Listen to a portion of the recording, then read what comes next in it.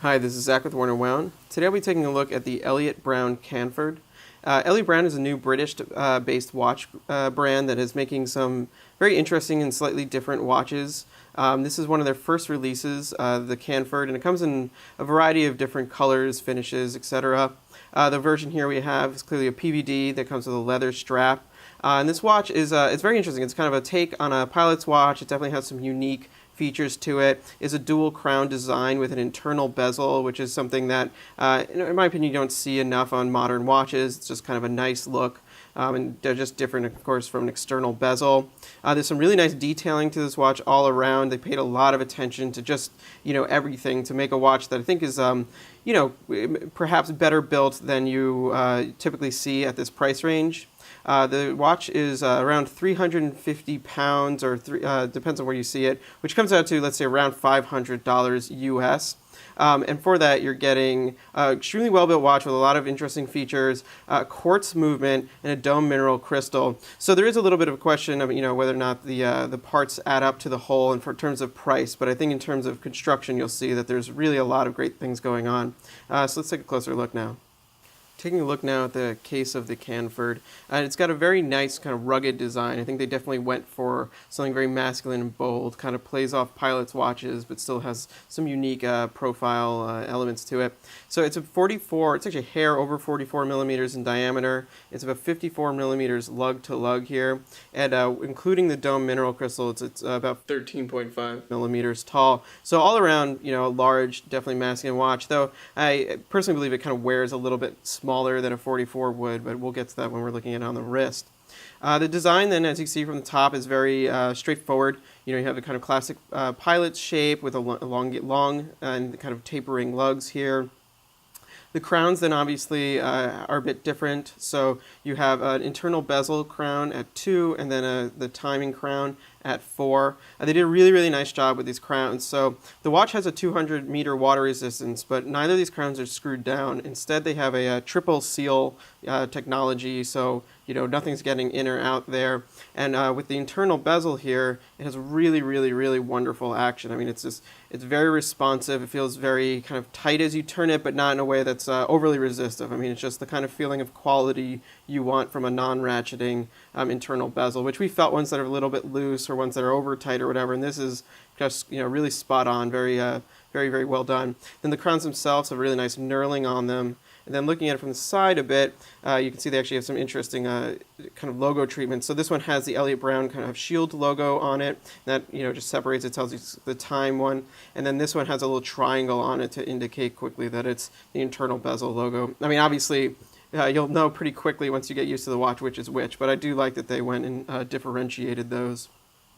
Now, since we're looking at the watch from the side, actually, you can see the profile is really quite thick and robust. The lugs, rather than kind of coming to that normal kind of thin taper, have a really tall height to them. It really just adds to the kind of strength and feeling of this watch. Even though this watch is a quartz watch, it has a nice weight to it. You really are not going to feel like you're wearing, a shell, essentially a plastic movement in a shell. It's really got a nice robustness to it. And then as you see also the lugs have big screw details for the screw bar that hold in the strap, just extra rugged. I happen to like the detail of the screw itself, and obviously it's a PVD screw to match the case, which is nice.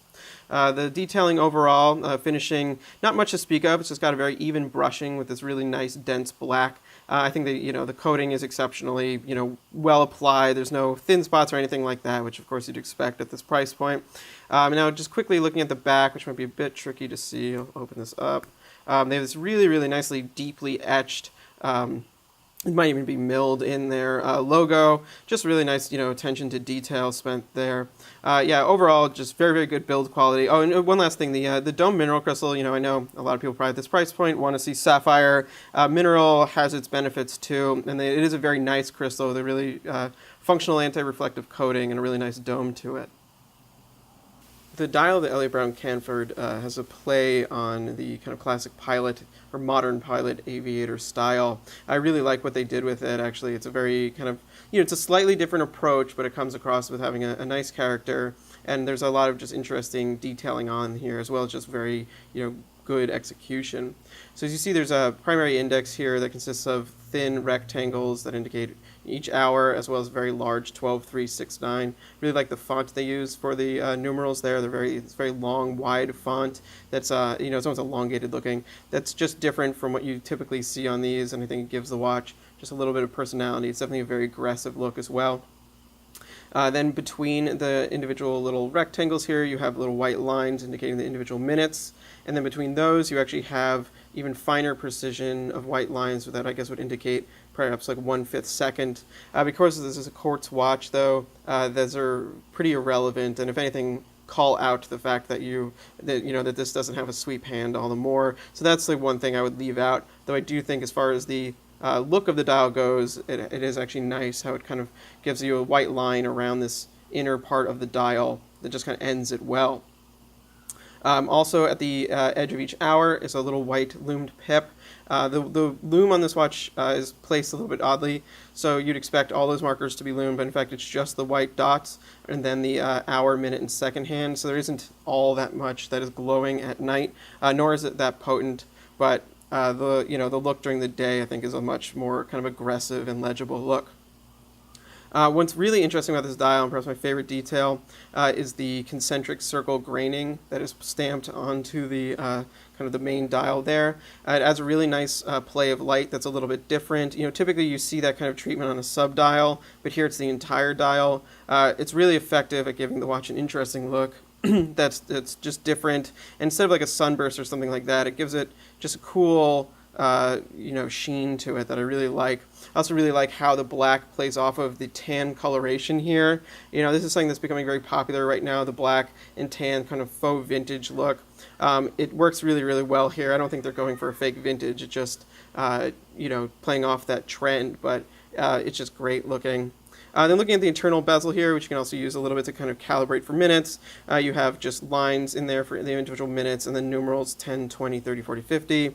Obviously, depending on where you line it up, will affect how it works. The date window between 4 and 5, I think is really well executed as well.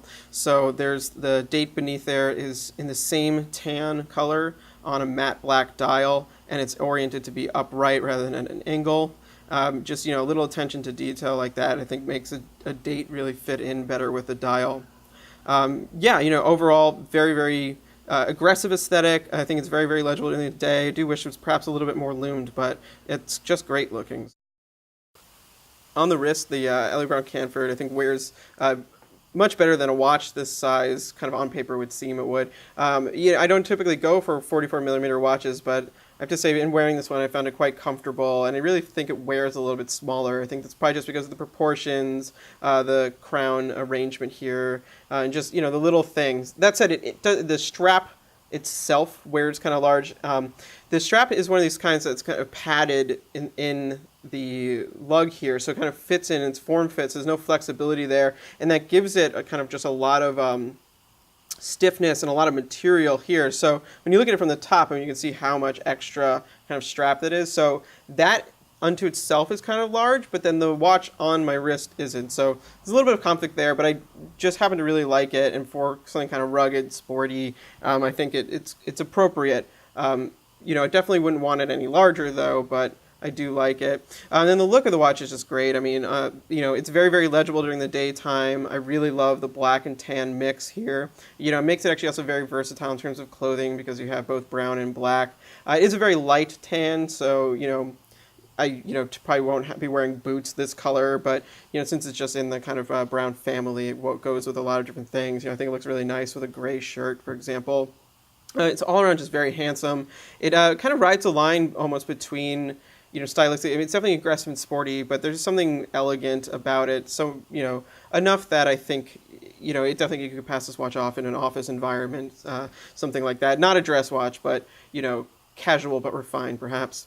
Now, looking at the strap itself, though, it's actually a really nicely made strap. I don't know if I just, in general, love these kind of lug fit straps, but the leather is really nice. It has a, nice color to it. It's a whole grain leather with white stitching. And the buckle is really cool. They, kind of went above and beyond here. So it's a deployment buckle. It's, PVD to match the case. And you can see the Elliot Brown logo in there. And that is actually filled with loom. So not useful, but just a very cool detail. You can charge that up and it will glow which I've never seen before. I like that they kind of did that little, extra thing there just to make the watch more fun. There are other versions of the watch that come with a bracelet that costs more, or a NATO that costs less. Definitely a versatile style of a case design, so you could, do whatever with it. It will definitely work. The Elliot Brown Canford, I think, is a really exciting first watch from this new British brand. I think they really succeeded in a lot of different ways. The finishing on the watch is very nice. The build quality of the watch is very nice. I really like the feel of the internal bezel, for example. Really, I think speaks to a watch of a higher price point than this watch itself. Plus, there's actually some things I didn't get to discussing, such as they have their own unique internal dampening system to give the watch shock resistance, and it is ISO certified for shock resistance and water resistance. So, that stuff really kind of just adds to the overall quality of the watch, and also just the philosophy of the brand to really make something that's pretty exceptional.